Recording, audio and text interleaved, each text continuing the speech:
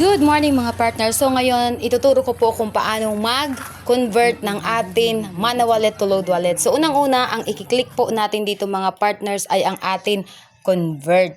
So yan po yung una natin i-click. So ayan mga partners, i-click na po natin and then ayan mana wallet to load wallet ang next. Then ilagay po natin magkano yung i-convert natin. Example is 500 pesos. Ayan. So next, wag natin yan yung repeat and then i-send po natin yan mga partners. So once na ma-send po natin, kailangan meron tayong pang text. Ayan. So i-click po natin ito mga partners na SMS. So, dyan po natin siya isi-send.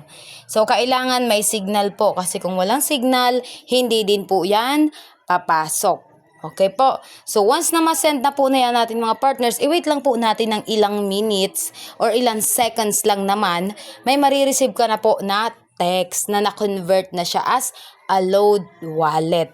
So, madadagdag na po siya sa load wallet. So, ganun lang. Thank you!